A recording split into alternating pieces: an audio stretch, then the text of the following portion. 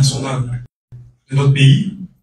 Ensuite, le mot de bienvenue qui sera dit par le coordinateur des observateurs indépendants des élections de la FIDOP. Et nous aurons l'intervention du docteur Boga Sako-Gervais, président de la FIDOP. Après quoi, on aura des échanges avec la presse conviée, les remerciements, et ce sera la fin de la cérémonie. Sans plus tarder, nous allons demander à tous et à toutes de bien vouloir vous tenir debout afin qu'ensemble puissions observer l'hymne national de notre pays, la Guyanaise. Tous sans distinction, s'il vous plaît. Nous allons faire un décompte. 5, 4, 3, 2, 1. On y va. Salut aux terres d'espérance, pays de l'hospitalité. Tes légions remplies de vaillance ont relevé ta dignité. Tes fichères côtes d'ivoire, fiers artisans de ta grandeur, tous rassemblés pour ta gloire, te bâtiront dans le bonheur. Fiers Ivoiriens, le pays nous appelle, si nous avons dans la paix ramener la liberté, notre devoir sera d'être un modèle de l'espérance promise à l'humanité, en forgeant unis dans la foi nouvelle, la patrie de la vraie fraternité. Merci beaucoup. Veuillez vous asseoir, s'il vous plaît.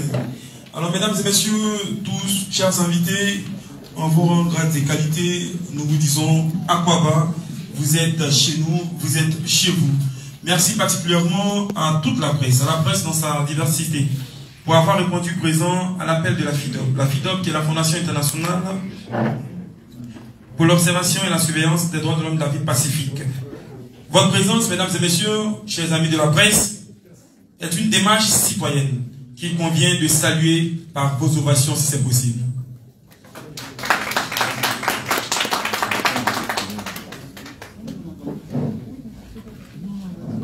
Alors sans plus tarder, nous allons, mesdames et messieurs, recevoir le secrétaire à l'organisation du bureau exécutif central de la FIDOP, par ailleurs coordinateur des observateurs indépendants des élections pour le compte de la FIDOP. Nous le recevons, M. Bli Marus, sous vos ovations s'il vous plaît.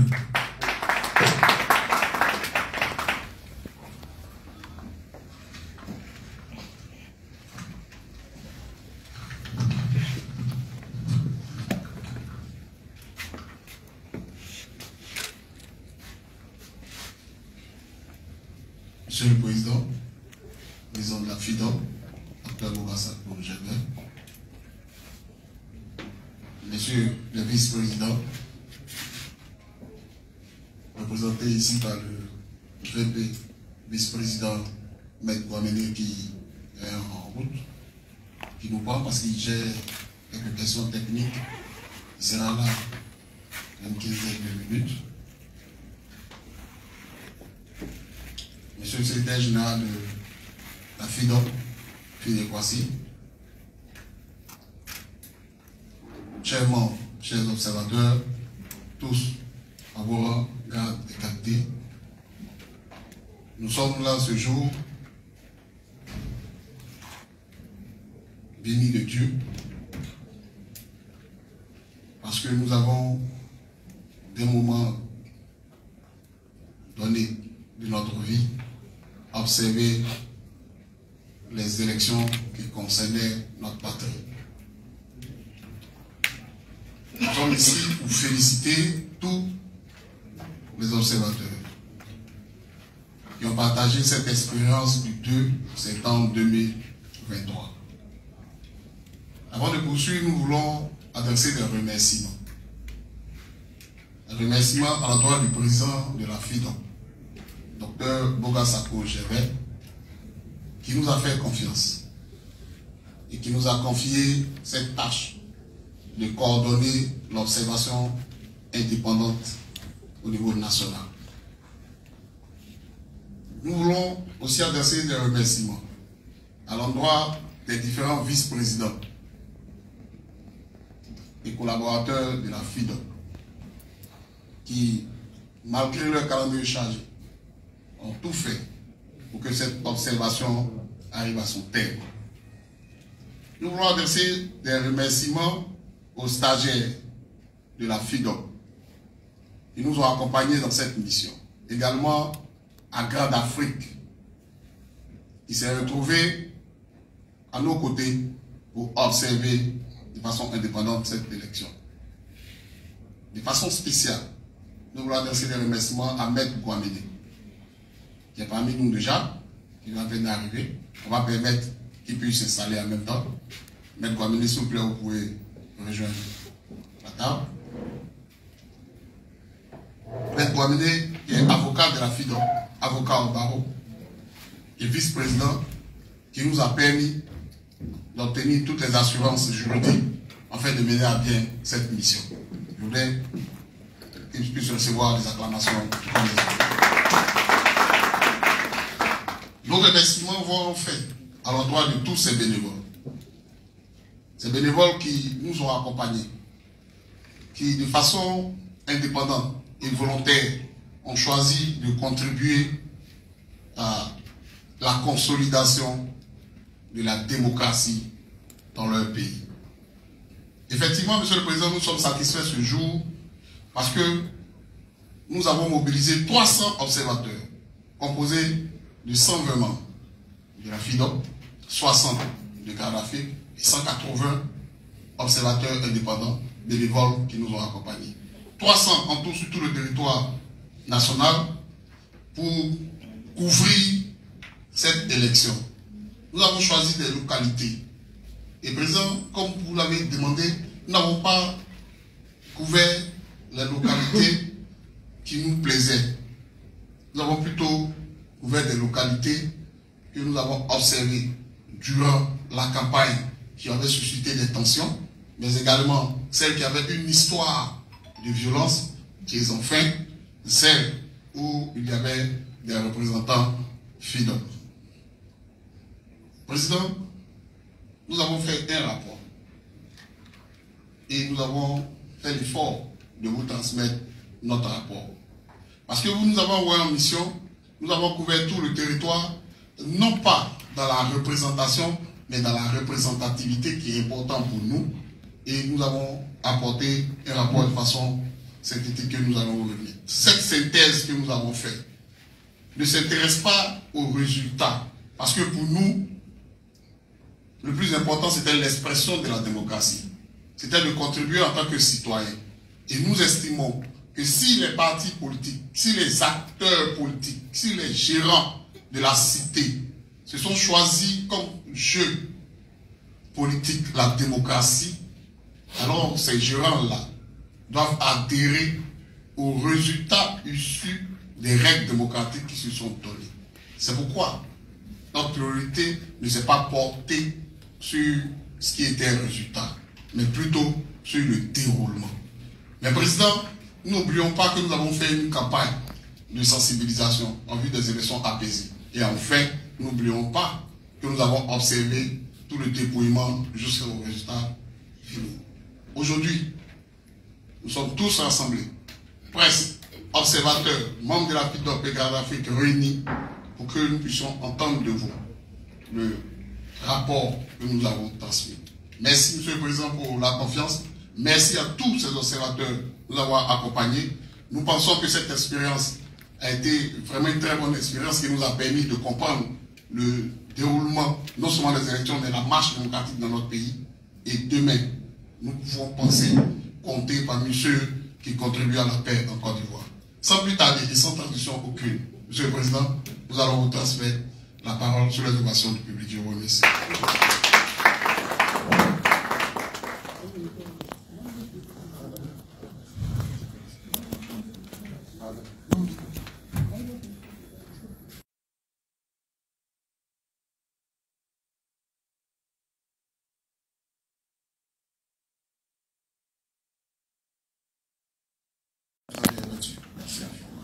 Mesdames et messieurs,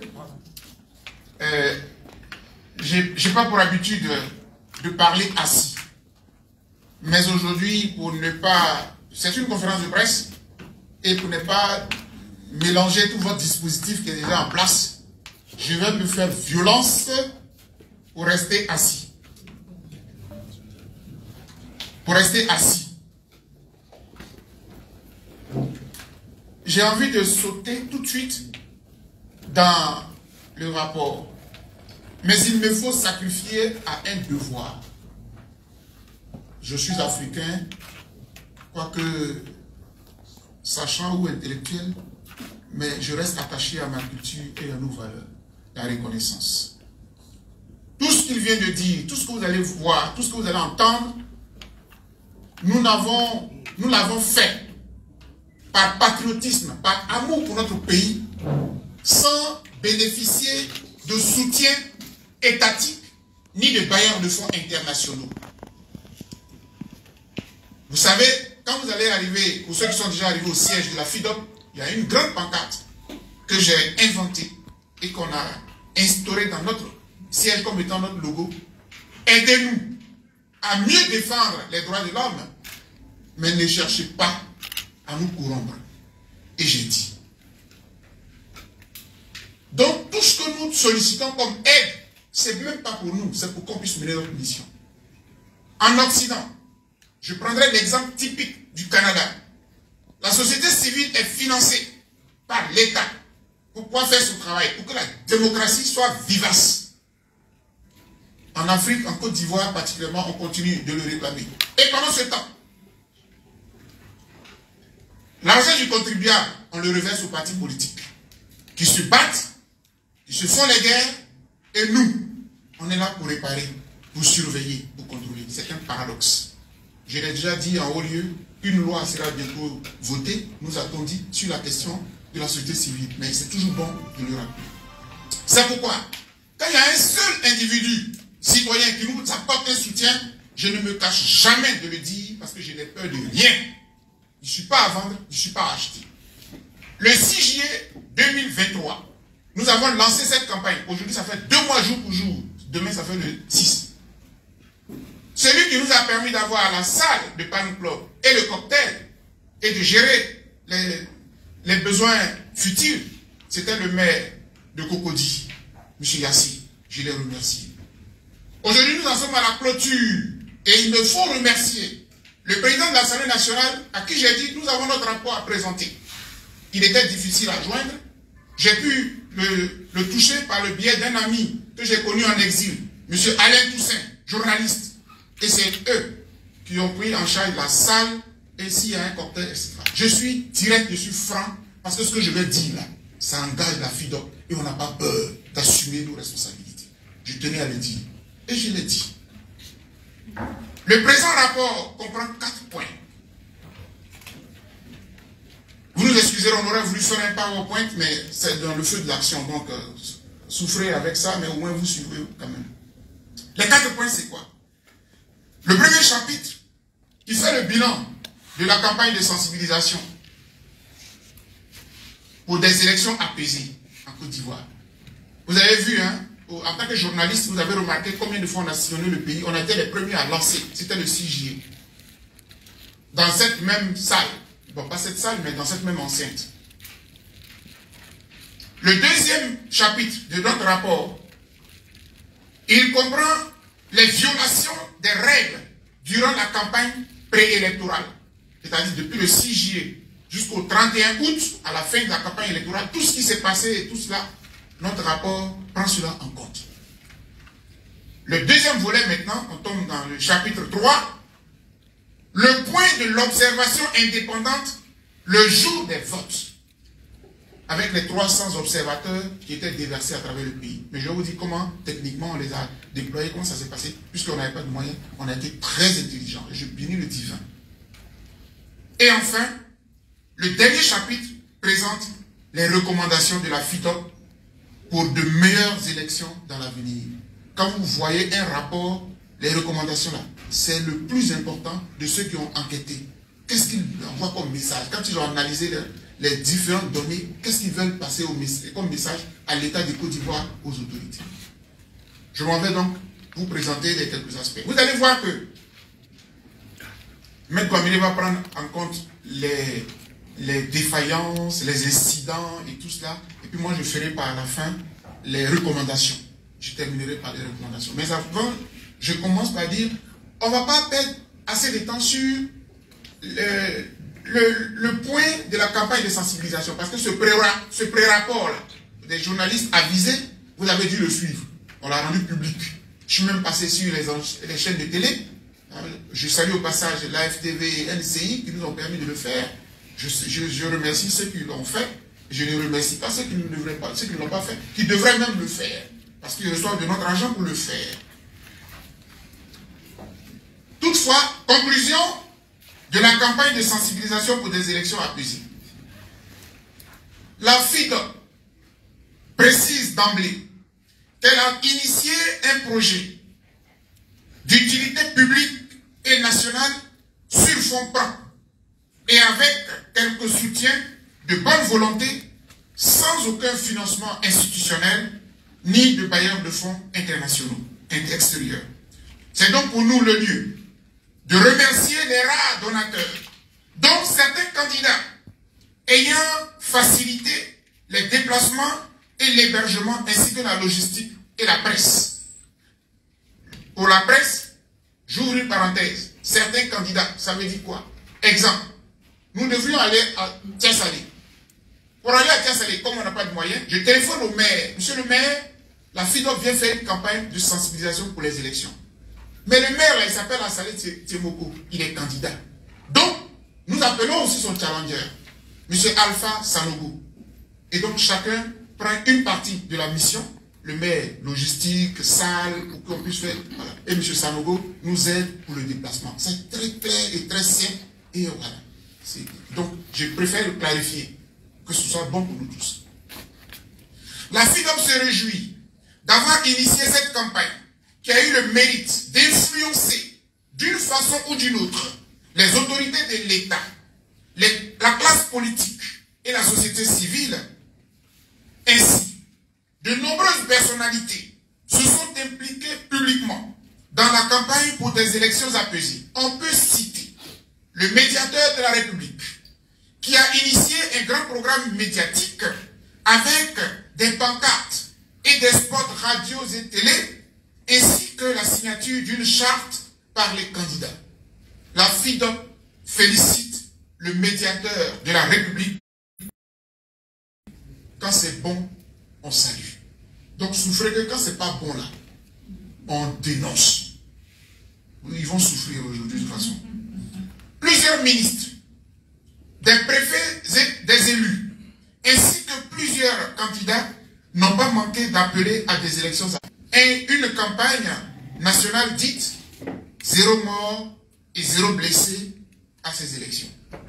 Seule la presse, notamment la RTI, ne s'est pas véritablement impliquée dans cette campagne pour des élections apaisées, alors que c'était son rôle en tant que média public, financé en plus par les contribuables avec la redevance. Grand 2, les violations des règles dans la période préélectorale. À qui la faute? Je vais y arriver quand je vais parler des observateurs, mais je précise. La particularité de la FIDOP, c'est que quand nous décelons des imperfections, des dysfonctionnements, on met le doigt sur qui peut être responsable de cela. Premièrement, au niveau institutionnel, il s'agit des responsabilités des autorités gouvernementales et institutions de l'État, telles que la Commission électorale indépendante, la Haute Autorité de la Communication Audiovisuelle, ACA, ou le Conseil national de la presse, qui n'ont pas joué pleinement leur rôle comme il se devait avant le scrutin. En effet, des candidats à ces élections auraient dû être recalés au regard de la loi. Pourquoi? Parce que c'est la loi qui l'exigeait. Notamment la loi numéro 2012-1128 du 13 décembre 2012 portant organisation des collectivités territoriales en ses articles 28 et 29. Et nous lisons. Article pardon, articles 38 et 39. Et nous disons, article 38, alinéa 2. Sans préjudice de son recours devant les juridictions compétentes, tout membre d'un conseil peut être démis d'office de son mandat par un arrêté ministériel, par le ministre en charge des collectivités territoriales, qui est l'autorité de tutelle, sur rapport motivé du préfet, saisi par l'autorité investie du pouvoir exécutif de la collectivité territoriale, lorsque, sans motif légitime, reconnu par le conseil, il a manqué à 4 réunions successives ou à plus de la moitié des réunions tenues dans l'année, ou qu'il a refusé de remplir une des fonctions qui lui sont dévolues par les lois et règlements. Fin de citation. Pour faire plus simple, vous étiez candidat, vous avez perdu, pendant toute l'année, vous avez disparu. Alors que, avec la proportionnelle, même quand vous avez perdu, vous êtes membre du conseil. On dit à la réunion du conseil municipal, vous ne venez pas. Réunion du conseil régional, vous ne venez jamais. La loi dit, le maire, le constatant, il fait un rapport, il envoie au préfet, le préfet vous convoque, il vous entend sur papier et il envoie au ministre de l'Intérieur qui vous démet d'office. Alors l'article 39 ajoute, et je cite, tout membre de conseil démis d'office de son mandat ne peut être à nouveau candidat aux élections municipales et régionales qui suivent immédiatement la démission d'office. C'est clair. Je n'étais même pas en Côte d'Ivoire quand cette loi a été votée. Par mon peuple, par le pays. Donc si on appliquait cette loi de façon stricte, beaucoup de candidats, beaucoup de personnalités n'auraient jamais dû compétir. Mais comme parfois ça ne les arrangeait pas et tout, on a fermé les yeux là-dessus. Quand on vient dans un état de droit, il faut qu'on soit strict. Permettez-moi la parenthèse. Un homme comme Nicolas Sarkozy nous disait qu'il rêvait tous les jours de devenir président. Tous les matins, il se rasait. Quand vous voulez candidater à quelque chose, vous prenez les dispositions pour ne pas être un forclos au regard de la loi. Si on applique la loi, je vous assure, on ne va même pas se battre. Des cas ont été soumis à des préfets et transmis au ministre de l'Intérieur. Cependant, ces candidats n'ont pas été inquiétés. Le ministre de l'Intérieur a donc failli sur ce point. C'est aussi un message à tous les candidats des élections municipales et régionales, tous les vainqueurs, tous les, j'allais dire, tous ceux qui ont échoué, tous les vaincus, s'ils veulent candidater dans 5 ans, ils ont intérêt à assister aux réunions des conseils municipaux et régionaux pendant tous les 5 ans qui vont arriver là. C'est pas parce qu'on a perdu qu'on va disparaître pour réapparaître dans 5 ans. La loi l'interdit. Je vous épargne les questions des posters qui ont été déchirés, etc. Et bon, il y a aussi dans la pré-campagne, toute cette période-là, je vais insister là-dessus, au niveau individuel des candidats, on a quand même déploré que des candidats ont tenu des propos parfois haineux et même xénophobes depuis la pré-campagne et au cours même de la campagne, du genre, la Côte d'Ivoire est en danger. Votez-nous pour libérer notre pays. Oh, un autre exemple. Fils et filles autochtones, notre union va sauver notre région et nos terres des mains des prédateurs. Une région régionale. Bon. Un autre exemple. Des candidats ont tenu des discours démagogues, des chantages ou même de menaces en ces termes. Et nous citons. En me votant, c'est le président X que vous votez. Si vous voulez le développement, votez-moi. Si vous ne m'élisez pas, on verra qui va vous envoyer le goudron ici. Ce sont des choses qu'on a entendues. Dans une démocratie, on ne dit pas ça. Ça n'a pas de sens. Et ça donne raison, j'ouvre toujours des parenthèses, à ceux qui estiment que, même quand tu es un indépendant, ou bien tu es de l'opposition, pour avoir le budget du fonctionnement de la mairie ou de la région, tu vas souffrir. Il faut qu'on évite ça. Mais allons-y étape par étape. Parlons maintenant, je vais aller un peu vite, de l'observation, grand droit, de l'observation des élections du 2 septembre partout en Côte d'Ivoire. Tout ce que j'ai dit jusqu'à maintenant, je n'ai pas fait hors sujet. Ça fait partie des élections. Parce que tenez-vous bien, en tant que journaliste, vous devez le savoir. Le jour du scrutin, ce n'est qu'une formalité. Le jour du scrutin, là, ce n'est qu'une formalité. L'élection, c'est depuis longtemps. C'est un processus. Il est indispensable de préciser que l'observation électorale menée par une organisation de défense, de promotion et de protection des droits de l'homme est fondamentalement, telle que la FIDOP, est fondamentalement différente des observations ordinaires, qu'elles soient nationales ou internationales. Je ne sais pas si vous le comprenez très bien. J'ai été observateur, je vais en parler tout à l'heure, mais quand une ONG des droits de l'homme fait une observation électorale, ce n'est pas sous le même angle que des observateurs qui viennent d'Europe ou bien même des ONG classiques dans notre pays.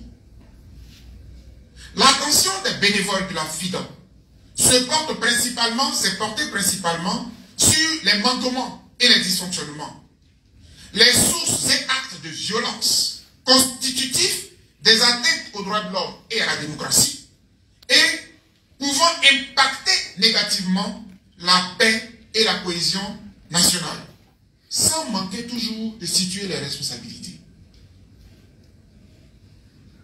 Premier point, profil et formation des bénévoles par la FIDOP. Je ne vais pas insister, le coordonnateur a déjà donné une idée des bénévoles, mais il est bon que je vous dise des gens qui n'ont jamais rien eu avec une élection, avec l'observation. Comment est-ce qu'on a pu les former pour qu'ils aient été... Parce que de là vient la crédibilité de ce qu'ils disent. Ils ont été très bien formés. Et j'ouvre la parenthèse pour leur dire merci et bravo. Parce que le SO, par sa voix, c'est ma voix, ma pensée qu'il a traduit. Puisqu'on s'est concerté pour qu'il dise ce qu'il a dit. Ce sont au total 300 personnalités résidant sur toute l'étendue du territoire national que la FIDOP a sélectionné, formé et mis en mission avec un mandat dûment signé par le président de la FIDOP, à savoir 120 membres de la FIDOP, 65 membres de Grande Afrique. Alors je précise, la FIDOP, Fondation internationale pour l'observation et la surveillance des droits de l'homme et la vie pacifique. C'est la vieille organisation que j'ai créée depuis le 1er avril 2009. Quand j'ai fini avec la PDH, puisque tenez-vous bien, j'étais à la LIDO, après la PDH, et je suis rentré au Conseil, à la Commission nationale des droits de l'homme. Et puis j'ai créé la FIDOP. Donc, elle existe depuis longtemps. On vient de la renouveler le 2 février 2023. On l'a réactualisée pour qu'elle devienne fondation internationale. Avant, c'était fondation ivoirienne pour l'observation et la surveillance des droits de l'homme et la vie politique. Elle est devenue fondation internationale parce que dans l'exil, on a créé 12 représentations à travers le monde, aux États-Unis, au Canada.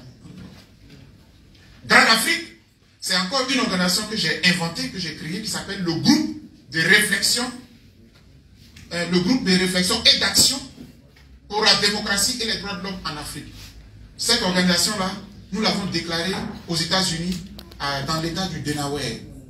Donc, j'ai désigné un président exécutif qui est M. Laurent Adjeyi, qui vit aux États-Unis, qui est américain, ivoiro-américain, et qui est le président de Grande Afrique. Et au passage, c'est avec Grande Afrique qu'on avait créé EDS, Ensemble pour la démocratie et la souveraineté, qui a défendu le président Gbagbo et Glegoudi. On fait la part des choses. La FIDOP n'avait rien à voir. Nous sommes les initiateurs et les fondateurs de EDS. Et puis après, j'en suis coupé. Alors, donc je parlais de ces observateurs-là. J'aimerais, dans le rapport c'est écrit, donc je le dis. Merci. Le terme bénévolat, les bénévoles de la FIDOP, on est en droit de l'homme, donc soyons précis. Le terme bénévolat n'ayant pas de définition légale en Côte d'Ivoire, la FIDOP a utilisé ce terme selon ce qu'en dit le Conseil économique, social et environnemental de la République de Côte d'Ivoire. Et nous citons, est bénévole toute personne qui s'engage librement pour mener une action non salariée en direction,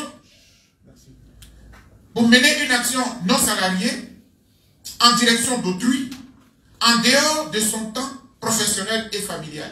C'était important de le dire, parce que après, il ne faut pas que vous ayez des problèmes avec toutes ces personnes qui se sont mobilisées. On ne m'a pas payé, il n'y a pas d'argent. C'était tout à fait clair, c'était propre. Et c'est pour ça que je saluerai toujours leur esprit citoyen et patriote. Après avoir reçu donc leur mandat, tous ces bénévoles ont pris un engagement par écrit. Je vous donne l'exemple d'un bénévole. Moi, M. Tanyogo Tiemoko Daouda, je confirme avoir reçu mon mandat et je m'engage à accomplir ma mission d'observateur indépendant des élections le samedi 2 septembre 2023 dans les régions de Korogo, Bundiali et Ferkessédougou. Tous les observateurs indépendants ont écrit un tel document. Pourquoi? Parce qu'ils n'étaient pas tous à Abidjan. Alors, je termine sur ce volet-là pour dire la stratégie qu'on a trouvée, c'est que chacun reste dans la zone où il habite. Et puis il s'inscrit. Et puis la formation là, nous la faisons en ligne. Donc on n'a pas eu besoin de prendre un observateur qui était à Korogo pour venir à Abidjan, recevoir une formation, prendre son kit pour aller sur le terrain. On leur envoyait les mandats via mail, on leur envoyait les kits via mail. Tout le travail a été abattu ainsi. Donc c'est pour gagner du temps sur cet aspect-là que je vous le dis. Et puis tout ça, les formateurs, ça a été nous-mêmes, il y a moi-même, Maître Guamené, Maître Guamené a déjà été président de l'APDH, après moi-même, quand j'ai été président de l'APDH, il a été le vice-président de la coordination des droits de l'homme de l'Afrique de l'Ouest, il est avocat, donc bien outillé. Lui, il a déjà été observateur, il a suivi la formation, etc. Il y a au moins 2 ou 3 comme ça, le secrétaire général, M. Finet, et, pardon, Adeba Moïse aussi. Alors moi, j'ai eu la chance, en 1995, d'être observateur. 95, c'était une élection très chaude pour les doyens parmi nous, on connaît la période là, 95, élection chaude. J'ai été observateur. Et puis en 2000, une autre encore élection chaude. Et en 2000, on a bénéficié de la formation du directeur général des élections du Québec.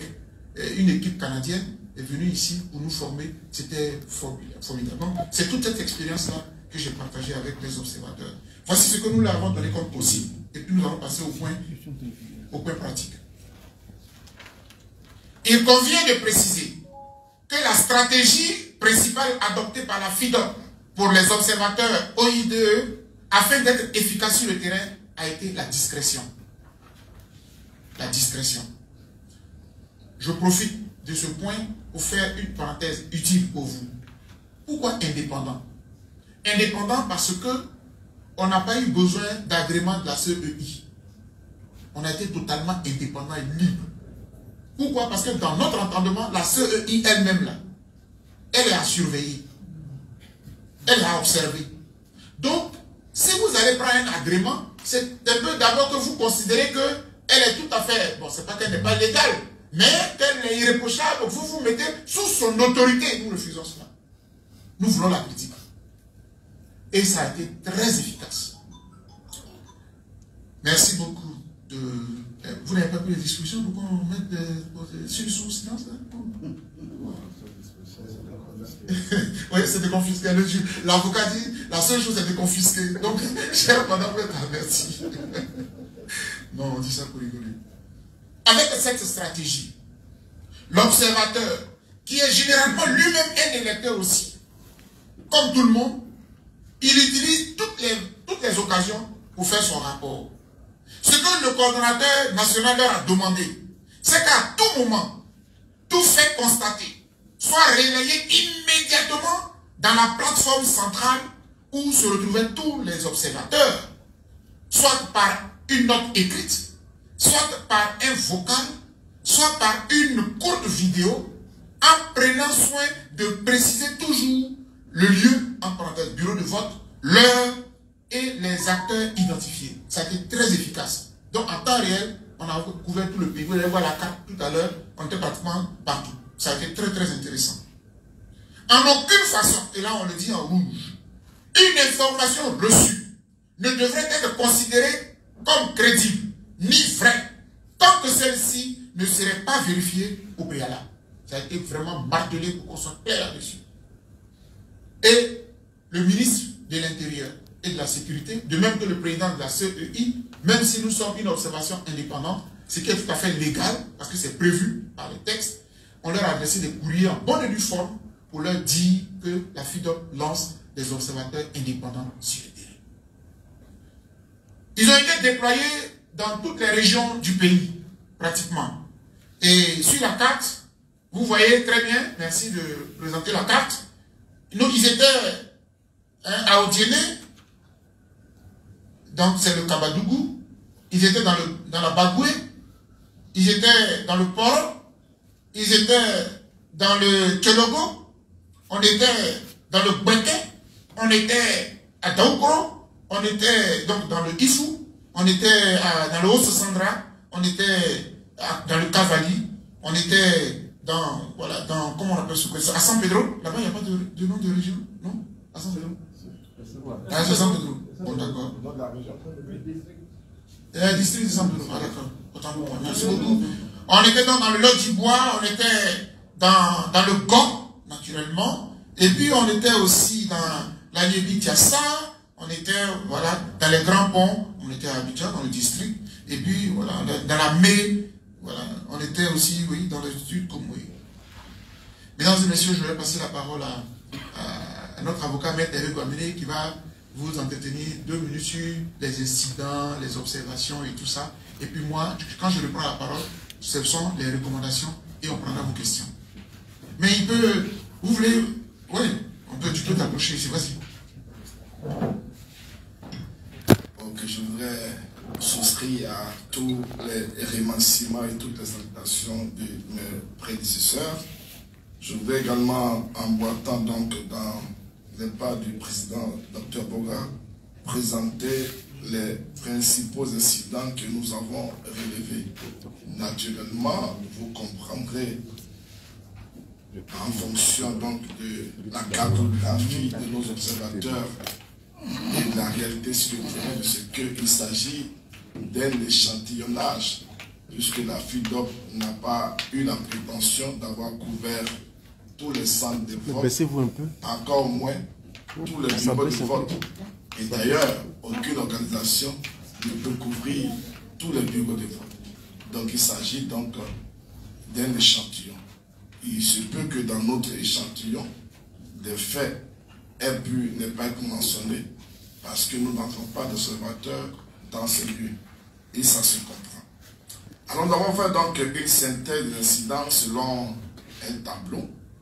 Nous avons dans une première partie du tableau les localités, dans une deuxième partie les incidents et violences observés et en face les remarques. Donc je présenterai premièrement la localité, les incidents et la remarque.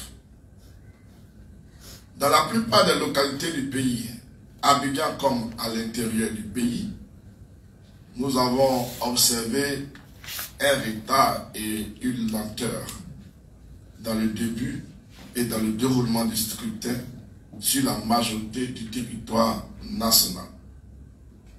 À Abidjan, donc, comme à l'intérieur du pays, le vote a débuté avec un retard parfois considérable et inquiétant. Ce fut le cas notamment au plateau, au bureau de vote de l'école Piché, où le vote fut ouvert après 15 heures pour se clôturer autour de 21h10, ce qui même a été témoigné par le Dr Boga lui-même sur le terrain. Et ce qui a amené même le président de la CEI à annoncer officiellement la fermeture exceptionnelle dans ce bureau de vote. À Gagnoa, dans le bureau de vote de Godé-Après, qui était village de la commune, il a ouvert à 12h05, soit plus de 5 heures après, plus de 4 heures après l'heure légale d'ouverture. À Dabou, le scrutin a débuté à 11h au lycée Le Boutou. Les raisons de cette ouverture tardive des bureaux évoquées et constatées, l'arrivée du matériel, le retard de certains agents de la CEI, de désordre dans certains bureaux de vote. Les remarques, la CEI est vivement interpellée à corriger ce genre de défaillance. Dans quelques localités, dans plusieurs localités du pays, à Abidjan comme à l'intérieur, nous avons constaté des défaillances sur les tablettes, soit des défaillances techniques, soit des mauvaises manipulations par des agents, ce qui a occasionné la fermeture du bureau de vote de Pigé du plateau à 21h10. Il faut noter que la tablette a été instaurée, soi-disant pour la crédibilité du scrutin, en même temps que le président de la CEI nous annonce que la défaillance des tablettes ne met pas en cause la crédibilité du scrutin. Il y a donc des questions à se poser sur l'importance de cette tablette qui a causé beaucoup de torts dans le déroulement des élections. Remarque, la CEI est vivement interpellée. À Divo, au plateau, qui est un quartier de Divo, problème d'éclairage dans le bureau de vote à l'heure du décompte des votes. Al Diake, Ayopougon, à Port-Boué, des incompréhensions, des altercations entre représentants des candidats du fait que la liste électorale est détenue par le seul représentant du RHDP. La remarque, la CEI devrait mettre à la disposition des candidats la liste électorale par bureau de vote. À Guitry, un candidat a été violenté avec ses vêtements déchirés. Les observateurs indépendants de la FIDOP n'ont pas pu connaître les raisons. Une enquête judiciaire s'impose donc à titre de remarque. À Cocody Engrais, des urnes ont été utilisées sans avoir été au préalable scellées. La CEI a-t-elle réussi sa formation de ses agents sur la nécessité de sceller les urnes? À Matoré et à Diokoué, des urnes ont été cassées et des actes de violence ont été notés. Une enquête judiciaire également s'impose sur ces faits. À Iré, à Bakako, il y a eu des perturbations dans de nombreux centres de vote et même des échanges de coups de poing entre un partisan RHDP et un partisan PPACI. Une enquête judiciaire également s'impose. À Kubli, à Bangolo, plusieurs cartes et bulletins de vote saisis entre les mains d'un agent de conseil régional a conduit au casse des urnes. Ce cas s'ajoutant à celui du 13 juillet suscite plusieurs interrogations qui jettent le doute sur la CEI. Ensuite, sur les réseaux sociaux, des graves alertes de tentatives de fraude ont été lancées, qui ont pu être désamorcées par les observateurs de l'OIDE après enquête sur le terrain, notamment à Trècheville, le directeur technique de la mairie, M. Assis Nicolas Anissan, a été pris avec un lot de 300 cartes d'électeurs. Soupçonné d'être impliqué dans une fraude, il fut remis aux forces de l'ordre. L'information fut virale sur les réseaux sociaux. Voici donc l'information telle que donnée sur les réseaux sociaux. Cependant, les observateurs de la FIDOP sur le terrain ont été alertés pour procéder à une vérification des faits. Après enquête, il est ressorti que le suspecté se rendait plutôt dans les bureaux de vote pour remettre aux différents présidents des bureaux les 4 électeurs qui étaient restés à la mairie. Il fut libéré après vérification des faits par la police. Dans la pratique, lorsque les 4 électeurs n'ont pas été retirés jusqu'au jour du vote, il est demandé de les déposer au lieu de vote pour que les électeurs puissent les retirer sur place. À Gagnoa, un message dangereux a été lancé sur les réseaux sociaux, signé du nommé Gédéon Kodia Desprez, présenté comme étant un fédéral du PPACI à Gagnoa, aux environs de 11h30, disant ceci, et je cite, Uja, Gagnoa, la tricherie du RHDP et la CEI en marche. Depuis ce matin, 8h, à l'ouverture des bureaux de vote, jusqu'à maintenant 11h26, les bureaux de vote de Godiabré, Moko, Maïdio, Onibabré, Daligepa et Nyayo ne sont ouverts jusqu'à présent, sous prétexte que ce sont les bastions du PPACI. Fin de citation. Alertés, les observateurs OIDE de la zone sont allés vérifier les faits sur le terrain. Ainsi, l'OIDE a sillonné 13 lieux de vote et ont pu relever que les bureaux de vote ont bel et bien ouvert dans ces lieux avec un grand retard. Ça a été le cas à Moko, qui est un village dans le Gène, mais de la commune de Gagnoa, qui a ouvert à 11h25. À Daligepa, un village également de la commune, qui a ouvert à 11h40. à Gaudiabré, un village de la commune qui a ouvert à 12h05. Nous notons que le retard dans le début des votes dans cette localité est certes une norme très regrettable et même condamnable, mais ne saurait justifier une instrumentalisation politicienne ni un appel au complot et au soulèvement. C'est extrêmement dangereux.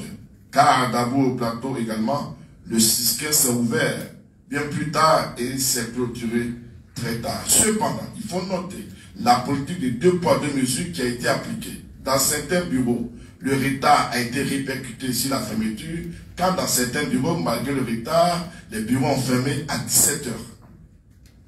Il est à noter, en définitive, que même si ces incidents et actes de violence constatés par les observateurs OID de la FIDO sont très infimes et minimes, en considérant le nombre total des bureaux de vote dans tout le pays et en comparaison aux élections dans le passé, force est de reconnaître que globalement, la Commission électorale indépendante CEI, principale organisatrice des élections en Côte d'Ivoire, a manqué et manque toujours de professionnalisme, et cela est très risqué pour la démocratie en Côte d'Ivoire, et je vous remercie.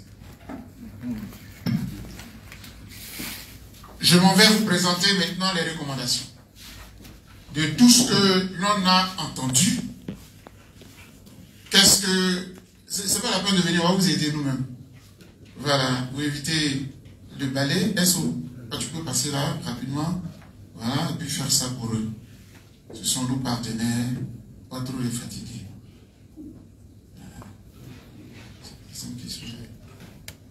C'est bon? Merci.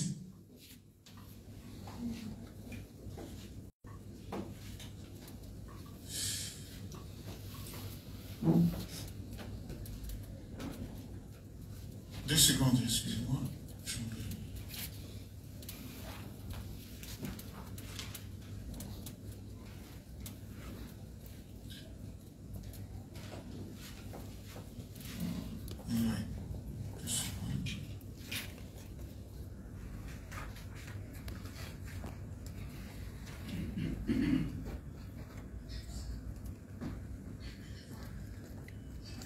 Voilà, nous sommes à la conférence de presse animée par la FIDOP. Très bien. Recommandation de la FIDOP à l'issue du scrutin du 2 septembre en Côte d'Ivoire.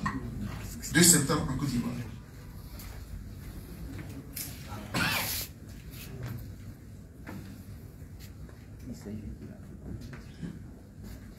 Dernier point, le 4e chapitre.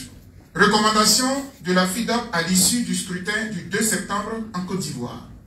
A. Concernant le déroulement pratique du scrutin. La question du retard à l'ouverture du vote et du matériel électoral défaillant. Ceci est de l'entière responsabilité de la CEI parce que le retard est récurrent, élection après élection. Il revient donc à l'institution de tout mettre en œuvre pour résoudre ces problèmes. La CEI doit gagner en professionnalisme. B. Concernant des actes de fraude ou de violence. 1. À propos de la fraude, les bénévoles de l'OIDE ont certes reçu des alertes de tentatives de fraude, mais aucune fraude n'a été formellement détectée. Est-ce à dire alors que ces élections du 2 septembre ont été sans aucune fraude? Pour la FIDOP, la possibilité de fraude n'est jamais à exclure de façon absolue au cours des scrutins, notamment en Afrique. En effet, la fraude étant très complexe, elle peut se préparer et se réaliser à plusieurs niveaux du processus électoral. Ainsi, 2 étapes devraient être surveillées et maîtrisées par toutes les parties prenantes dans le processus pour plus de transparence. Il s'agit d'une part de la liste électorale avec des noms d'inscrits disparaissant ou se déportant parfois d'un bureau de vote A à un autre bureau de vote B, souvent dans une autre ville. des cas de ce genre nous ont été signalés. Et d'autre part, il s'agit aussi du système des tablettes, qui pourrait être une piste de fraude, pourquoi pas, puisque la CEI reste seule à contrôler, à avoir l'accès au serveur principal des tablettes. Il s'impose donc de rendre ce système plus transparent. 2. La fraude ne saurait être brandie pour justifier des échecs pourtant prévisibles. Dans bien des cas, des candidats de l'opposition, se sentant en difficulté, ont tenté de se réfugier derrière une fraude imaginaire. Pire, il y en a qui ont tenté de manipuler l'opinion. Les observateurs de l'OIDE l'ont constaté à Gagnoa et à Yopougon. On vient de vous le dire tantôt. Ceci est à éviter pour ne pas allumer de feu de violence inutile. La CEI, mais également les autorités en charge de l'ordre public, devraient y veiller scrupuleusement. C. Appel aux partis politiques et aux indépendants pour plus de vitalité dans la vie démocratique en Côte d'Ivoire. Premier point, la suprématie du parti au pouvoir est-elle avantageuse pour la démocratie? La FIDOC dit non. En effet, même si le RHDP a remporté ces élections de façon écrasante, le parti au pouvoir devrait tout de même œuvrer pour que le jeu électoral soit plus ouvert, qu'il soit juste, transparent et à chance égale pour tous les candidats. En cela, la transparence s'impose sur les listes électorales ainsi que dans l'occupation de l'espace médiatique à travers les médias publics, car à vaincre sans péril, on triomphe sans gloire, comme l'a dit Corneille dans le Cid. Ce qui ferait noyer le sentiment d'un retour au parti unique ou d'une dictature rampante ou sournoise. 2. L'opposition ivoirienne devrait se remettre en cause et se réinventer pour donner un sens à la démocratie. L'opposition ivoirienne devrait tirer toutes les leçons de sa débâcle à ces élections du 2 septembre 2023. L'opposition devrait penser à mieux se préparer pour toutes les élections à venir. Par exemple, elle devrait penser à une unité, au lieu de se disperser et de s'affronter elle-même, ce qui paraît irresponsable. L'opposition pourrait aussi plutôt mettre en avant l'intérêt général en faisant le choix de meilleurs candidats lorsque cela est nécessaire. 3e point, les indépendants élus devraient éviter de troubler le jeu démocratique. Être indépendant est un risque pour celles et ceux qui appartiennent à des formations politiques et qui sont des rebelles, qui se rebellent pour candidater. Mais également, être indépendant est un gage vis-à-vis du peuple pour celles et ceux n'ayant aucun parti politique. Alors, il s'impose aux indépendants d'assumer leur indépendance jusqu'au bout. Retourner vers son parti d'origine pour lui verser sa victoire à l'issue du scrutin, ou rejoindre un quelconque parti avec sa victoire dans le but de grossir le nombre d'élus de celui-ci, moyennant généralement forte rémunération, est une haute trahison à l'égard du peuple, qui devrait penser à ne plus jamais vous accorder sa confiance à l'avenir. D. Enfin, concernant les manquements de la loi et aux principes démocratiques.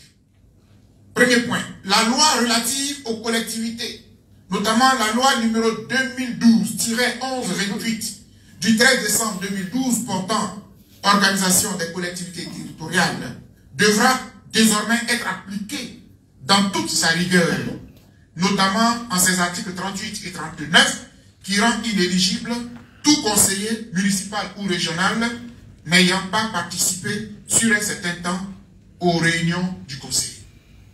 Deuxième point, pour une égalité et une justice entre tous les candidats, la FIDOC propose que certaines dispositions soient prises pour un plafonnement des dépenses de campagne électorale aux élections municipales, régionales, sénatoriales, législatives et surtout présidentielles. Présidentielles comme c'est le cas en France où il y a un plafonnement. Parce que sur le terrain, il faut le dire, certains en écrasent des adversaires par leur fortune. Troisième point, s'agissant de la participation des membres du gouvernement, des présidents d'institutions ou des directeurs généraux de l'État à tous les scrutins, la FIDOC estime que la participation de ces personnalités à ces élections devrait être encadrée et contrôlée puisque leur statut influence parfois certains électeurs. Quatrième point, quel sort devrait-il être réservé à des membres du gouvernement, des présidents d'institutions ou des directeurs généraux ayant échoué à des élections municipales et régionales? Pour la FIDOC, le fait que le peuple, notamment dans leur propre région, leur a refusé sa confiance, ces personnalités auront perdu de leur légitimité et donc de leur autorité. Le président de la République devrait en tirer les conséquences et le cumul des postes devrait être remis en question. Dernier point 5. La question épineuse de la CEI est à régler pour une présidentielle de 2025 plus démocratique. S'il est vrai, j'allais dire, s'il est vraiment vrai que le RHDP a remporté haut les mains les élections municipales et régionales du 2 septembre 2023, alors une réforme profonde de la commission électorale indépendante ne devrait donc plus faire peur à qui que ce soit, encore moins au pouvoir.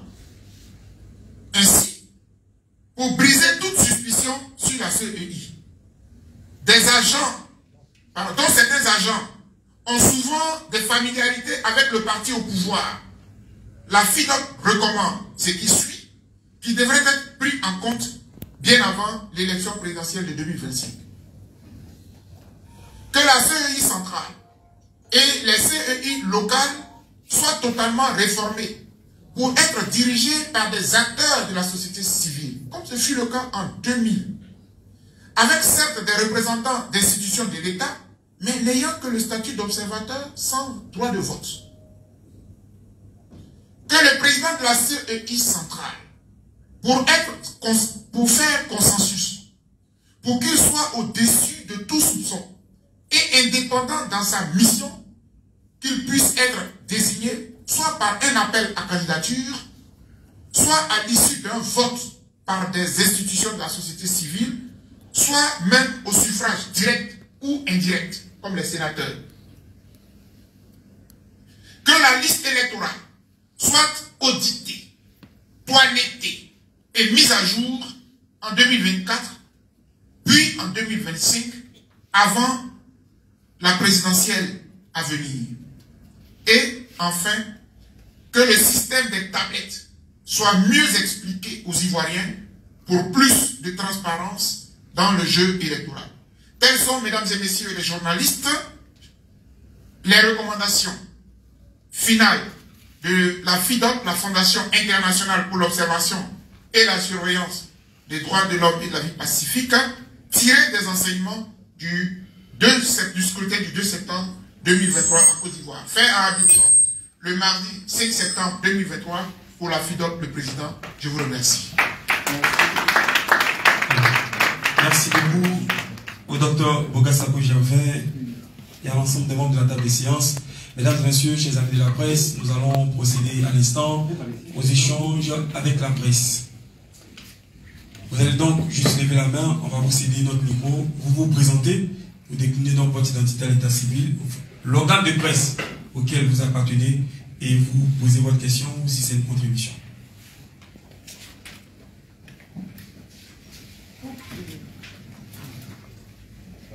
Bonjour, merci à tous, merci docteur pour cet éclairage, ce travail minutieux.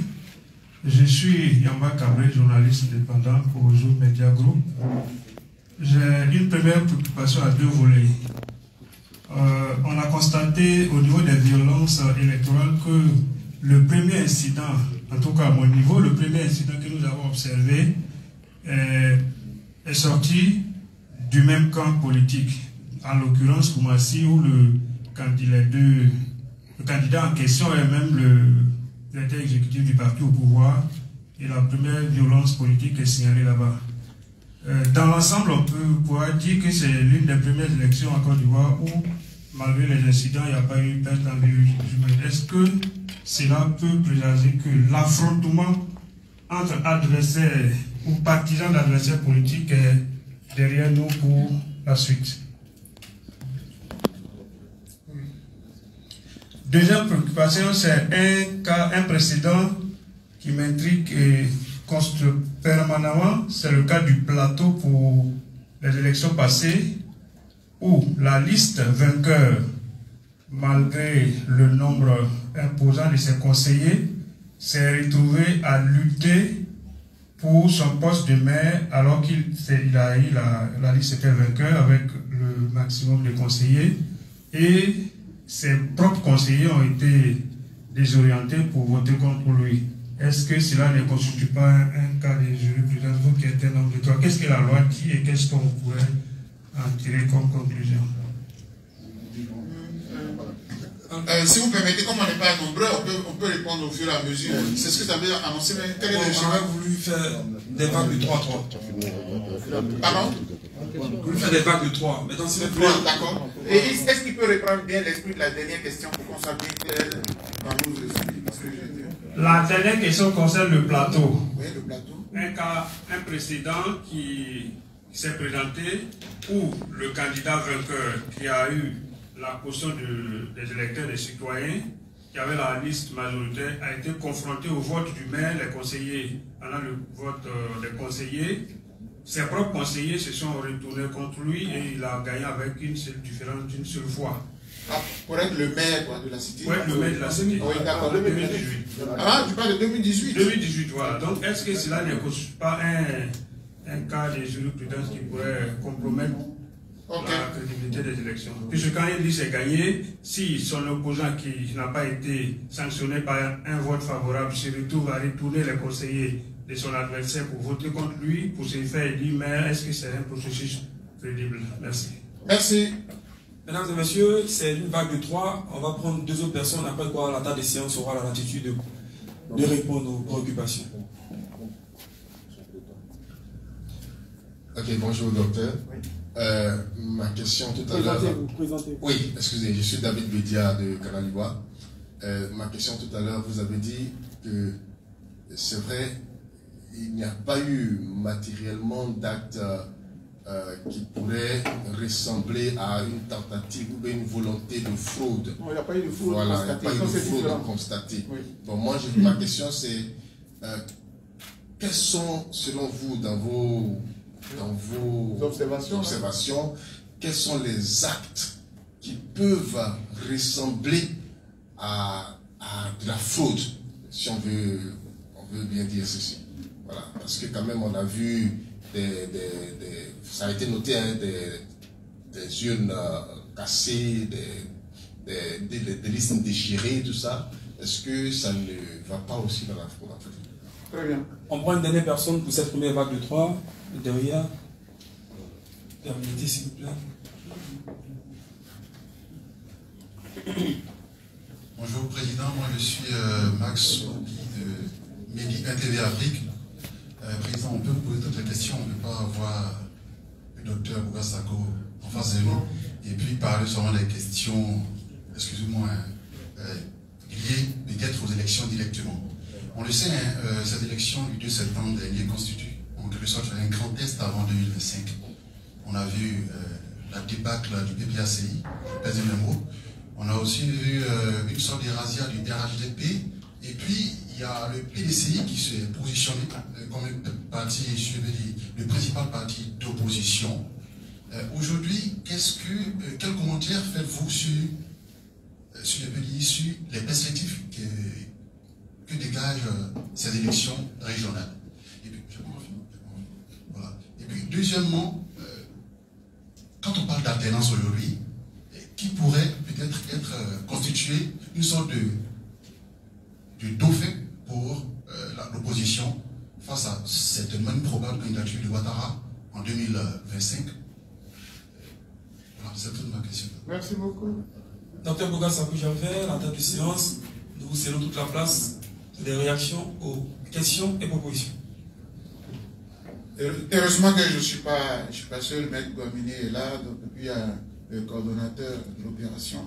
Oh, c'était très intéressant si nous restions dans le rapport et puis en d'autres circonstances, comme vous me connaissez, vous savez que je suis souvent sur les plateaux, j'aime bien les débats, donc en d'autres circonstances on peut, voilà, donc je le dis gentiment à mon frère, je suis très content aussi.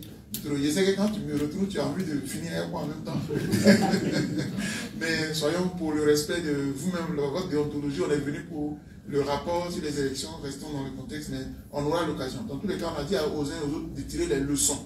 Même le parti au pouvoir qui a tout raflé, on lui dit que même tu es bien placé maintenant pour garantir la démocratie dans ce pays, pour que toi-même tu sois fier de ta puissance. C'est pourquoi on a utilisé l'expression de Corneille, à vaincre sans péril, on triomphe sans gloire. Et je m'avais, pour nos parents qui ne sont pas, qui ne savent ni lire ni écrire, mais qui connaissent les choses, je vais leur donner cet exemple. En Côte d'Ivoire, ici, depuis qu'on est gamin, à SEC Africa. C'est-à-dire que quand sans l'Africa, là, vraiment, c'est pas, il n'y a rien. Voilà, même si tu tapes sans Pedro, tu fais tout, mais Africa n'est pas là. Donc, du coup, ça enlève du piment. Donc, c'est une façon de parler, une belle image pour que les gens comprennent que quand tu es amoureux du foot, tu te bats pour qu'il y ait du challenge. Quand tu aimes la démocratie, tu veux qu'il y ait voilà, un bon débat. Quand un président sort de là, tout le monde est fier. Donc j'ai répondu quand même. Même si je voulais... À 10%. D'accord, merci. Merci de l'évaluation. Les violences sont-elles derrière nous? Alors mon frère... oui, Cabré, pardon. C'est le constat que nous avons fait, il faut le dire. Vous avez vu, c'est un rapport que nous faisons. On ne venait pas pour applaudir Pierre ou Paul. Nous venons sur la base de ce qu'on a observé. Il faut que le pays s'améliore. Donc, on fait des observations. Quand c'est bon, vous avez vu qu'on a félicité les gens quand c'est bon. Au niveau de la CEI, c'est notre instrument, c'est notre argent. Ça veut dire qu'il ne faut pas croire que c'est l'argent de M. Ouattara, l'argent de Pierre ou Paul qu'on leur donne. C'est nous tous notre argent là qu'on leur donne. Donc, il faut qu'ils nous servent quelque chose de potable et propre. Quand nous allons en Europe, quand nous suivons les élections en Occident, je vous assure que la façon dont ça se déroule, on a envie que ça se fasse aussi chez nous. Et c'est possible.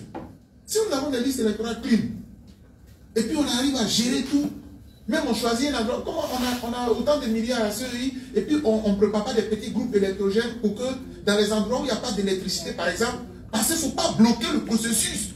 Bloquer la démocratie, c'est bloquer tout un pays. Donc la CEI doit être interpellée. Mais je suis d'accord avec toi, et ça, c'est le point essentiel à relever. Aujourd'hui, là, on est fiers de faire des rapports. Parce qu'il y a eu 0 mort, il y a eu 0 blessé.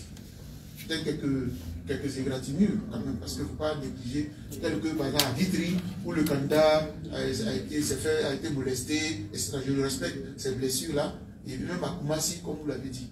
Mais, quand tu es dans ce pays, la Côte d'Ivoire, tout ce qu'on a traversé, on peut dire ouf.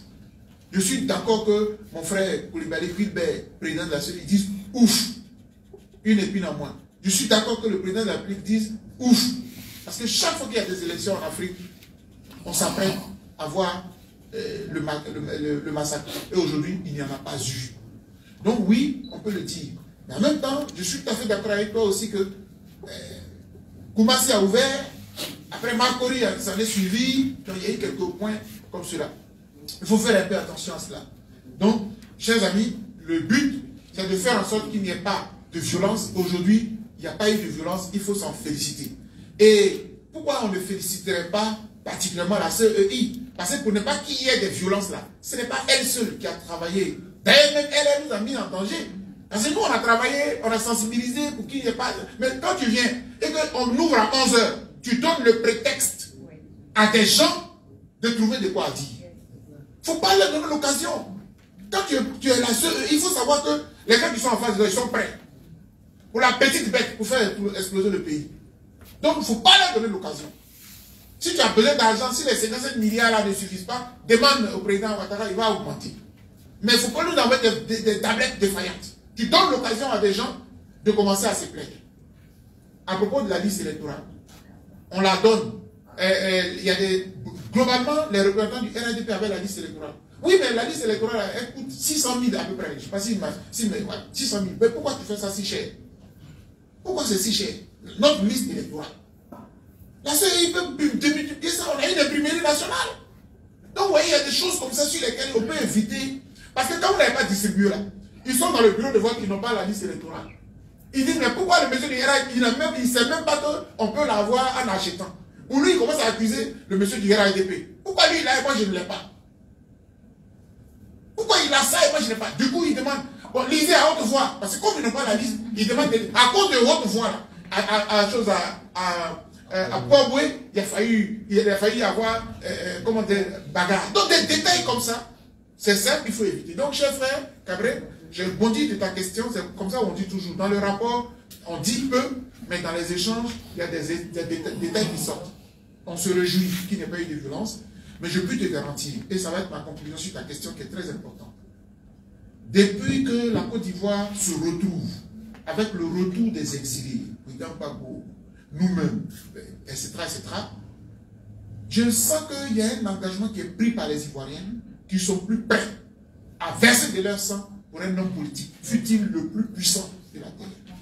Je pense que c'est ce qu'on est en train de voir là. Donc on peut se réjouir. Il faut que dans les 2 ans qui restent là, vous et moi en tant que journalistes et nous, société civile, parce que souvent les journalistes oublient qu'ils sont dans la société civile. Les journalistes croient qu'ils sont au milieu, ils sont dans le vent. Vous êtes société civile. Donc vous devez travailler à la démocratie. Vous devez nous aider. D'accord? Donc merci cher frère pour ta question. Et la deuxième, c'est la question du plateau. Maître Bamine, il a dit, on est tous conseillers. Il y avait une tête de liste. On est parti au vote. Après, on arrive maintenant pour désigner le maire. Il y a des problèmes en interne, etc. La loi ne l'interdit pas. La loi ne codifie pas. Vous êtes des élus. Vous êtes des conseillers. C'est vrai que la tête de... Mais il peut se trouver des cas où je suis tête de liste pour que ma liste gagne, mais je ne veux pas être maire. Oui, et puis je vois. À Daloa, où on a été en mission, le maire sortant, je crois qu'il a été élu, non, je ne sais pas le nom. Il a été élu, il n'était pas lui qui était tête de liste. Il n'était pas tête de liste. Arrivé après le vote, après le scrutin, au moment de la désignation du maire, beaucoup de choses se sont passées en interne. Et c'est comme ça que lui, il est sorti, il est devenu le maire. La loi ne l'interdit pas, vous êtes tous élus, et la loi dit, quand vous êtes élu maintenant, vous vous réunissez pour voter le maire. Donc, une chose est d'être tête de liste, mais une autre est de maîtriser ton équipe pour ne pas qu'après tu te fasses à ratirer. C'est ça qui Oui, mais... Non, mais ça, c'est la loi qui l'a prévu. Hein. Pour l'instant, il n'y a aucune illégalité. C'est la loi qui dit qu'on élit une liste. Et maintenant, après la liste, on élit en son sein le maire. Donc, si on estime qu'il y a des risques, c'est à nous de faire en sorte que la loi soit changée. Mais pour l'instant, on n'est ni maire ni président du conseil. On est ni une liste. Voilà. Merci. Je finis avec la question que je vous prends. Les actes de violence, non, surtout les actes qui peuvent les enlever. Bon, même le frère, il s'est levé, David, il a oui. Non, mais David, ta question, oui, ça dit qu'il n'y a pas eu, on n'a pas attrapé, on n'a pas vu de machin, mais est-ce qu'il y a pas d'autre? Le rapport est très clair. Le rapport dit, les observateurs indépendants des élections que la fille de Bamboïda, ils n'ont pas vu de fraude. Mais comme dans les on fait des recommandations, on donne des exemples, on donne des points qui peuvent occasionner la fraude. Et je le disais tantôt, je vais répéter.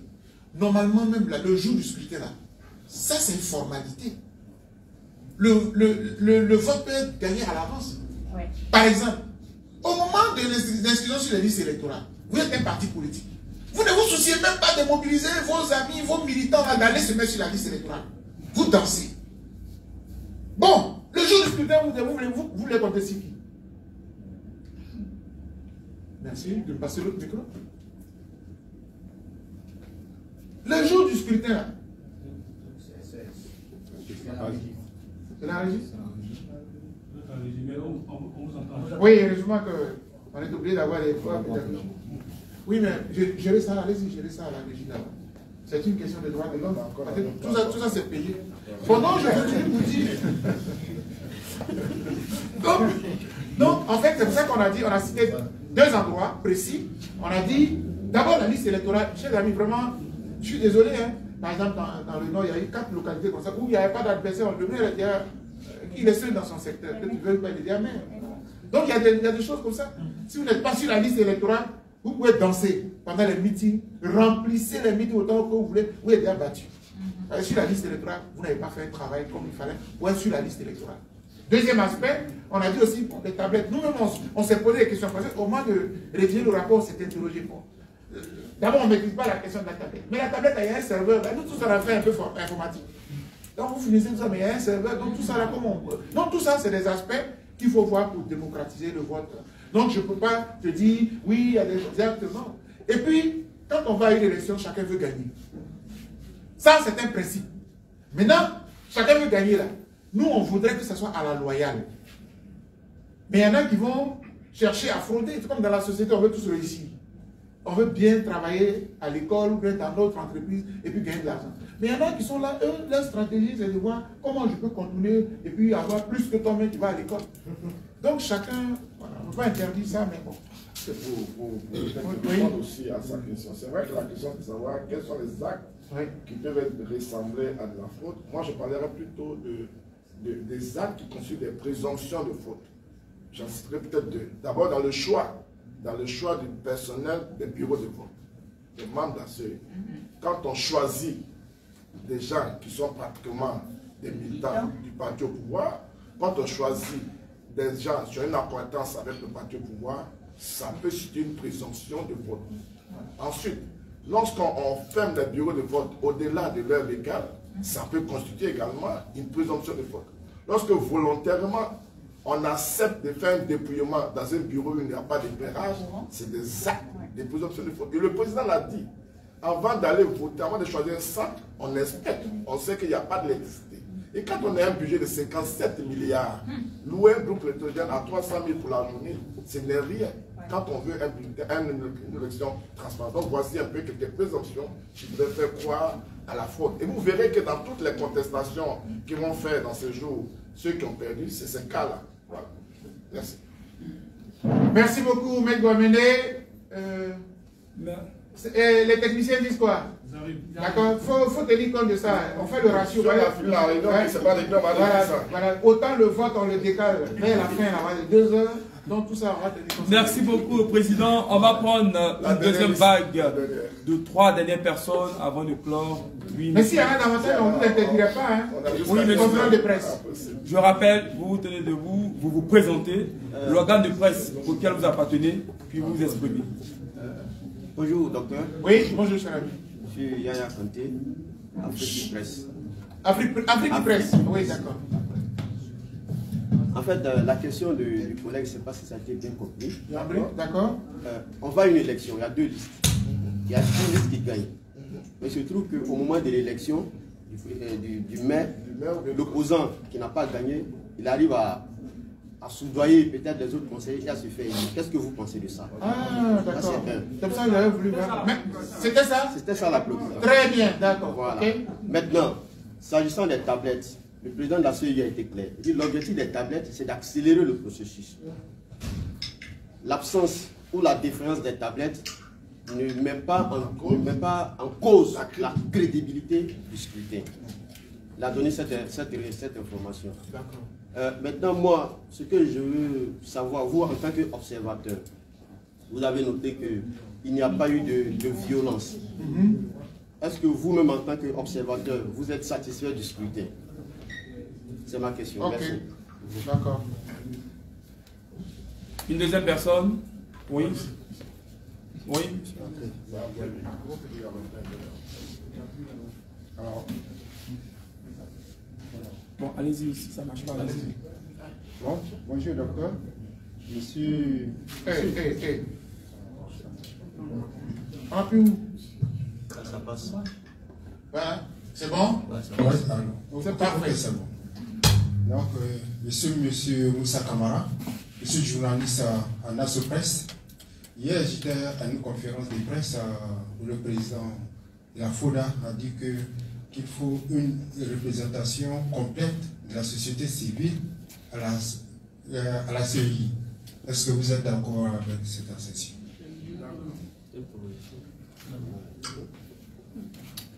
On prend une troisième. Bonjour, Président. Oui, bonjour. Je suis Saïd Boulandré pour TVC Sénégal. Ok. Alors, ma question se résume sur les tablettes. Je voulais savoir est-ce qu'il y avait une formation préalable pour ceux qui l'utilisaient. Et puis ensuite, on appelle la commission électorale indépendante n'a pas également programmé les résultats. Et déjà, il y a des hommes qui ont pris part à l'élection qui ont commencé à programmer les résultats sur les réseaux sociaux. À ce niveau, est-ce qu'il y a une politique de communication que vous aviez envisagée pour que ces personnes n'arrivent pas à communiquer avant la commission électorale indépendante?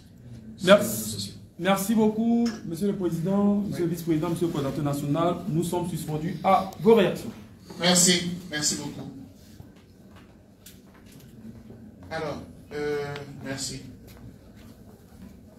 Très bien. Sur la question, maintenant je pense, merci beaucoup à... c'est Cabré, non, mon ami? Voilà, et puis son frère qui a bien précisé, qui a clarifié.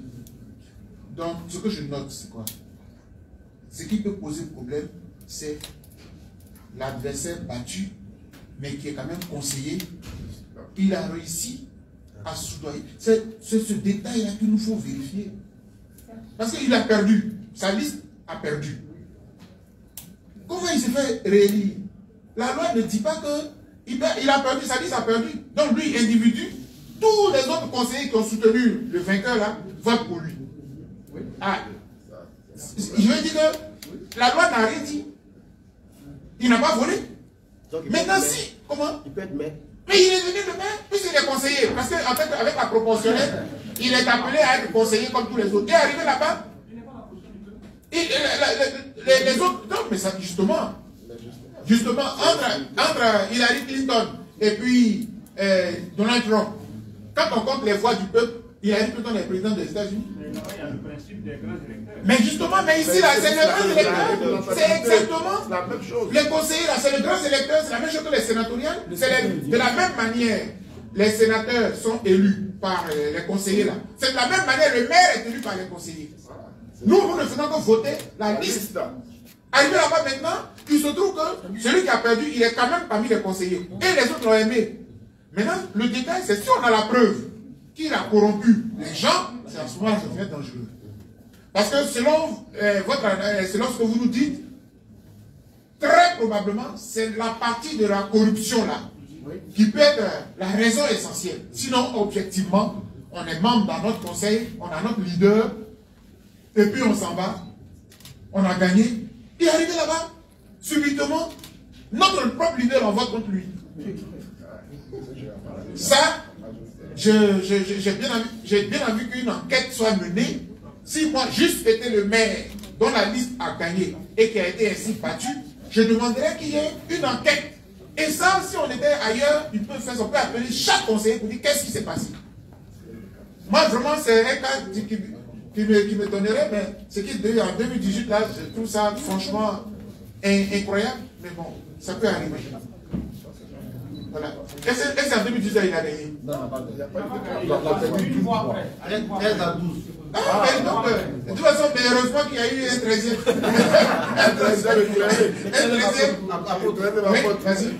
Oui, mais il faut dire qu'à ces élections, il y a la participation de la préfecture d'Abidjan.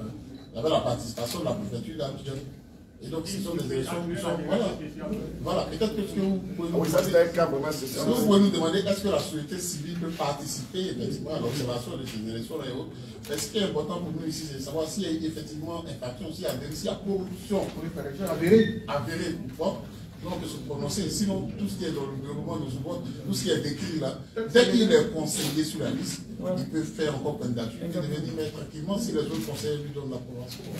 En fait, président, oui, nous sommes en train de vous inviter à porter un regard. Très bien. Voilà, c'est ça. Les années, c'est pour ça que nous avons suivi ça. Donc, nous sommes en train de vous inviter, cette fois-ci, à porter un regard sur ce dit de cette façon, c'est intéressant. Merci beaucoup. Donc, finalement, Cambré, le frère et Et vous avez fini par nous toucher, par nous dire le fond du message. On va donc observer les élections dans les conseils. Merci beaucoup. Donc, je pense que le LG est là et le SO est là. Il faut noter ça, c'est très important. Pour qu'on soit regardant sur là-dessus. Alors, la représentation complète de la société civile, oui.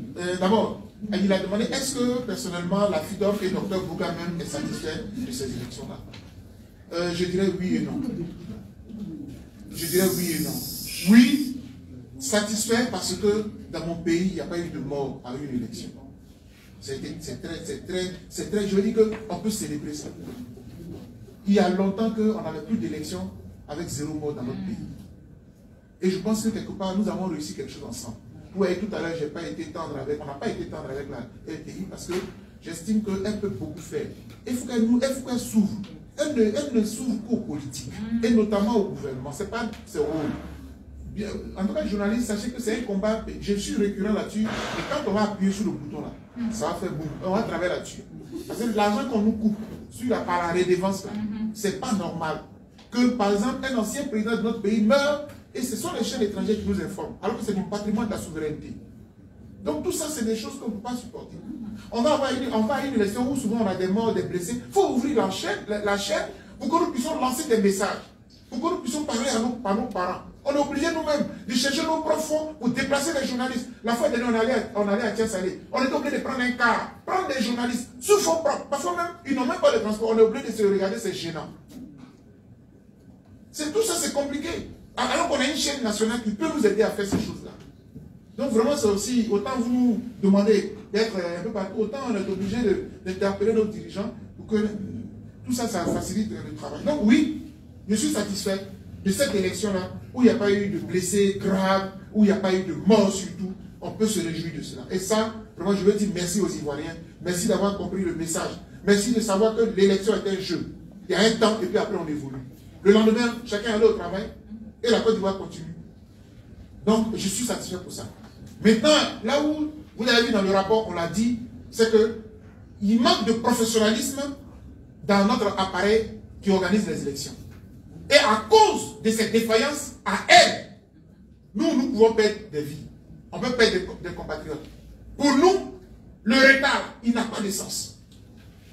Il n'a pas de... Quand tu dois prendre un avion, mais tu te mets devant voir comment tu te prépares des jours à l'avance. Tu es prêt comme ça pour que l'heure ne te rate pas, pour ne pas rater l'avion. Tu vas organiser une élection dans un pays qui est comme la Côte d'Ivoire, qui est en Afrique là. Mais tu prends des dispositions. Si les gens doivent aller à la veille, tu payes les billets, les chambres d'hôtel, les gens ils dorment sur le terrain, le matin à 6 h, c'est eux que nous trouvons sur le terrain. Pourquoi ils viennent à 10 h, ils viennent à 11 h? Pourquoi? Et s'il y a des blessés? Tu as laissé derrière ton micro pour dire oh oui, mais ça c'est rien, ça c'est. Non, c'est pas bon, je ne suis pas d'accord avec ça. Je ne suis pas d'accord avec ça. Donc c'est pour ça, mon cher Cabré, c'est le deuxième aspect où je ne suis pas satisfait parce que surtout quand on a cet appareil-là en main et qu'on a une grande responsabilité, on peut faire mieux. Vous avez vu que sur Live TV, je me suis amusé à le rappeler, mais c'est vrai. Le retard d'un seul bureau de vote peut bloquer, surtout même le jour de la présidentielle, peut bloquer tout un pays et après on va dire qu'il n'est pas encore minuit. C'est-à-dire que le vote qui a eu lieu à Guidry, à Zongoyen là-bas, lui seul, si tu as ouvert à midi, tant qu'à lui on n'a pas son résultat, on ne peut pas donner le résultat final en temps normal, en principe. Et puis après on va dire non, comme il gagnait déjà, on peut. Mais souvent c'est frustrant. Il ne faut pas faire ça. Donc ce sont des légèretés comme ça qui font que je suis. Et le rapport est très clair là-dessus. C'est pour ça qu'on fait les recommandations. C'est pas méchant. Je n'ai rien contre Koulibaly Koulibaly, on est de la même génération, c'est un frère, c'est un grand magistrat. Je le connais très bien, personnellement, depuis qu'il était chef cadre de M. Kone Mohamed. Mais ici, nous sommes sur un terrain où les vies des Ivoiriens sont en jeu. Donc nous serons rigoureux avec nous-mêmes. On ne badine pas avec ça. Et je dis. Représentation complète de la société civile. Mais je viens de le dire, dans notre rapport, on est en phase. Chers amis, ce combat-là, il est vieux. Depuis que la CEI a été mise en place, avant que, en 2000, non, c'est pas en 2000, en 2010, parce que c'est en 2010 que cette affaire de CEI réformée a été mise en place avec une partie de la rébellion, des membres de la rébellion, etc. Je me rappelle très bien, parce que j'ai été aussi à la Commission nationale des droits de l'homme. C'est le texte de la CEI qu'on a pris pour créer la Commission nationale des droits de l'homme qui est devenue CNDH avec ma soeur Namizata aujourd'hui. J'étais secrétaire exécutif, Mme Vaudi était la présidente. C'est les mêmes textes. Ce sont des organes de circonstance. On les avait créés à cause de la crise. Dès que la crise tombe, on peut s'asseoir entre nous et puis élaborer maintenant des textes pour la clarté du jeu démocratique. Mais vous savez quoi? Sur ce point-là, toute la classe politique, elle est solidaire. Comment vous pouvez comprendre ça? Ils sont solidaires. Et non, le président Gbagbo était au pouvoir, on a dit ça. Ils ont soutenu que les partis politiques doivent être dedans. Mais je vais arriver aussi, il est d'accord que les partis politiques soient dedans. Et notre combat continue. On allait au dialogue politique. Au dialogue politique, Dieu merci, j'ai pu participer au dialogue politique. Je remercie encore M. le Premier ministre qui m'a permis d'y être. Ils nous ont séparés. Ils disent non, vous les sociétés civiles, allez vers là-bas. Nous, entre nous politiques, on va rester ici. Ça veut dire ce que ça veut dire. Donc nous, on se bat, on se tue ici. Mais les politiciens, ils ont leur business, ils ont leur compromis sur lesquels ils peuvent s'entendre. Donc c'est un combat que nous menons. Je pense que l'un de ceux qui peut nous aider à évoluer sur cette question, c'est le président Ouattara. Je le dis, on l'a dit dans notre rapport et on le dit. Dès l'instant où ton parti est sur le terrain imbattable, montre-nous que tu es encore plus grand et plus fort. Prends la cellule là même, donne à qui tu veux. Et puis gagne l'élection. Et vous avez dit. Merci beaucoup. Allez, merci infiniment. Oui, mon cher ami a parlé des tablettes. Oui, la cellule a formé des gens. Mais là, c'est pas suffisant. Pour moi-même, je suis enseignant. Parmi les gens que tu formes, il peut y avoir certains qui ne maîtrisent pas, et même le jour J, ils n'ont pas assez maîtrisé. Je pense que, parce que n'oublions pas, hein, la CEI n'a pas un personnel à lui. C'est vous et moi qui sommes invités, et puis si on remplit les conditions, on est retenu. Par exemple, tu habites dans telle ville, on veut des personnes pour être membres, donc on se fait former, etc. Donc, dans la formation, peut-être qu'il faut mettre l'accent sur les formateurs de ces personnes-là pour insister sur ce genre de choses. Et la formation étant pédagogique, je veux dire l'éducation et tout, il faut répéter à chaque fois. Donc, c'est vrai, je ne l'exclurai jamais, parce que c'est sa responsabilité. Mais, c'est pas, elle est forte. J'ai des preuves. Au sein, je dois même vous dire, parmi nos observateurs, il y en a qui étaient des présidents des bureaux de vote. Hein. Parmi les observateurs de l'OID, l'Alliance, on ne donnera même pas leur nom. Demain, après, on va observer. Voilà. Donc, tout ça, ça nous a permis d'être très efficaces, d'avoir des éléments concrets sur le terrain. Maintenant, il y a une défaillance, la proclamation des résultats avant l'heure. Toujours, quand je parle de la CEI, c'est ça. C'est-à-dire que, cher ami, quand vous êtes un responsable avec une telle responsabilité, il y a des fois, il faut fermer les yeux, il faut taper dur pour donner des leçons et l'exemple aux autres. Je vous donne deux cas. La CEI nous dit, dans la période de pré-campagne, avant que la campagne ne s'ouvre officiellement, près de 300 et quelques, vous avez le nombre là, de chiffres qui sont donnés de partis ou de candidats qui ont fait campagne avant la campagne. Vous avez dit ça. Ils ont donné la liste, le nombre. Prenez des sanctions. Prenez des sanctions pour que quelqu'un qui était prêt à devenir maire ne soit pas candidat. Il va réfléchir par deux fois avant de faire ça demain. Et ça va donner des leçons aux autres. C'est la même chose que celui qui ne siège pas là. Il faut taper pour que demain il comprenne que quand tu veux diriger une société, tu deviens l'exemple. C'est par ton exemple là qu'on te respecte. Donc la CEI a dit, il y a des gens qui ont fait campagne, qui n'ont pas respecté les règles. Mais tu n'as pas donné la sanction.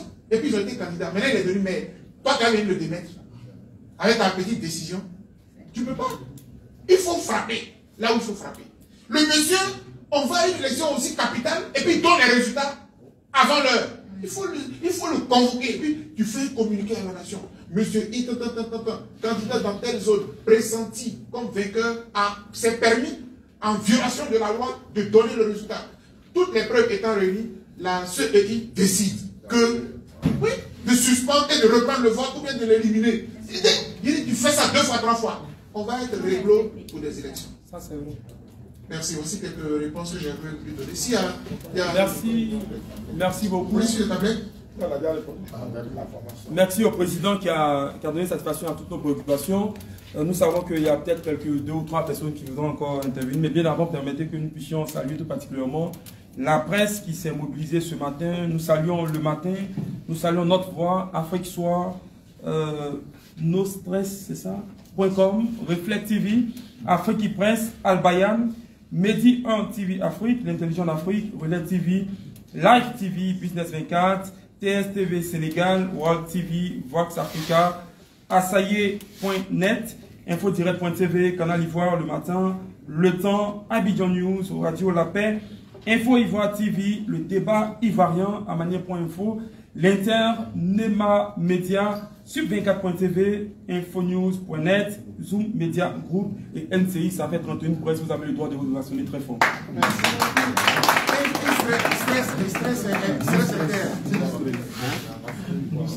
C'est stress.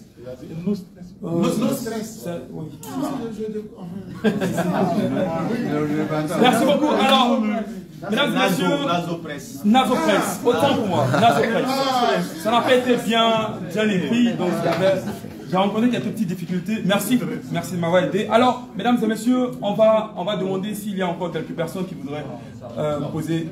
Denis, c'était pas mal. Voilà, une dernière personne. Non, très bien. spécialement. Spécialement vous, on va vous prendre et puis après, ce sera la table des séances pour les remerciements et la clôture de cette cérémonie. Nous vous écoutons. Ça marche pas. Ça marche pas. Vas-y. Ça marche. Je suis M. Benjo de Relais TV. Alors, ma question se penche au niveau des artistes. Des artistes qui sont vus comme étant des personnes pour rassembler le peuple. Et dans le sens où ils prennent parti d'un candidat. Les artistes? Oui, des artistes. Voilà. Est-ce que vous pouvez répondre à votre question là? Oui, en fait, il veut dire la prise de position des artistes, tel ou tel candidat, qu'est-ce qu'on en pense, tout ça. Merci à... Mais c'est sa question, je pense que... Merci beaucoup. Merci.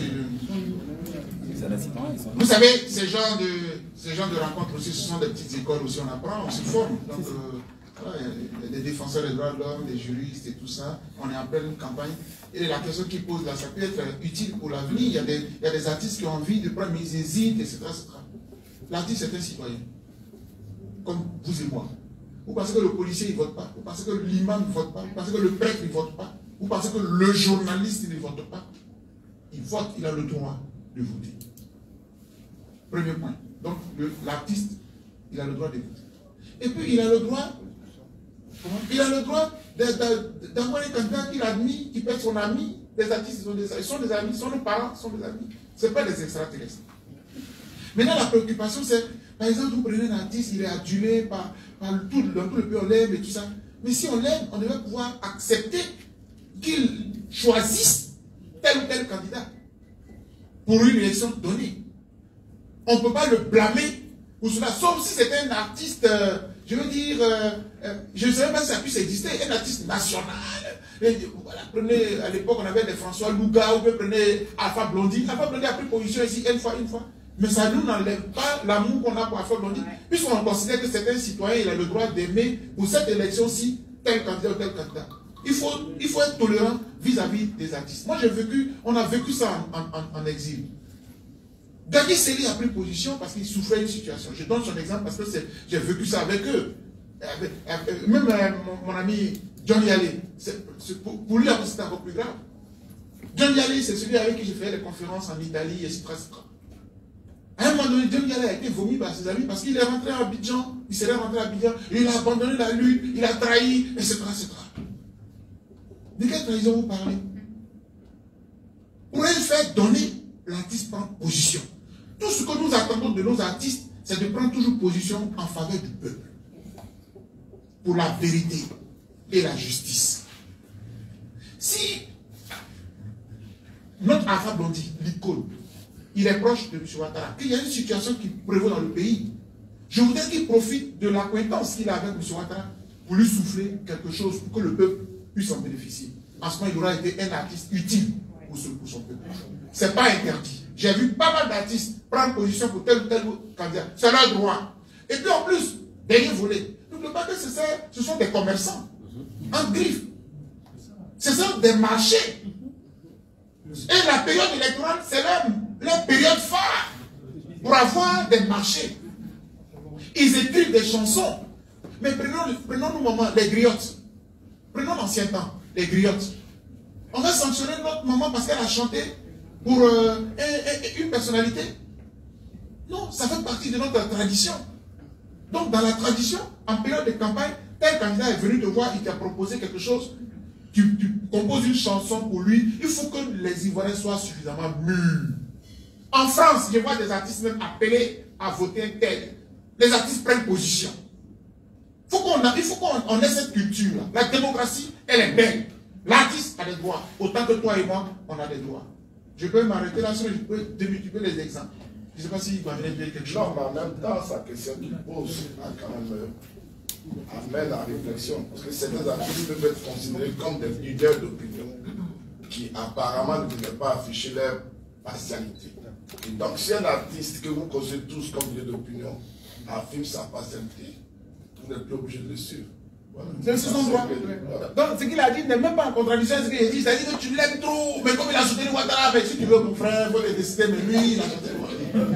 En fait, tu peux pas le blâmer. Tu peux pas le blâmer pour ça. Tu vas appeler à ses concerts. Vous pouvez aller à ses concerts. Il faut dire, souvent on voit ça. Lui là, je l'aimais. Mais son enfant, il a soutenu. Ça peut me tuer. Mon cher, tu vas mourir toi seul. Parce qu'il a soutenu le monsieur. Chers amis, je puis vous dire que c'était un plaisir. Et je voudrais me réjouir avec toute la FIDOC et tous les observateurs, dont certains sont ici. Je vois certains observateurs qui ont été là. Vraiment, merci beaucoup. Merci. C'est grâce à vous qu'on a relevé ce challenge-là aujourd'hui. Je voudrais dire à la presse, vous avez suivi toute cette conférence de presse, on n'est pas assis là contre Pierre ou Paul, c'est notre pays qu'on aime. Et quiconque va vouloir s'aimer la zizanie dans notre pays encore, vraiment, je suis désolé, mais nous allons être là pour défendre la paix dans notre pays. Je voudrais demander à tous les candidats d'être fair play. Parfois, quand on finit l'élection pour faire ton propre bilan, il faut te dire, peut-être que j'ai mal agi ici, peut-être que je m'y suis mal pris, pour que la prochaine fois, je puisse réussir. Mais il ne faut pas forcément vouloir que la Côte d'Ivoire se renverse, parce que toi seul, là, tu as perdu une élection. On n'est plus à ce stade-là, dans notre pays. Que Dieu vous bénisse, que Dieu bénisse la Côte d'Ivoire. Je vous remercie.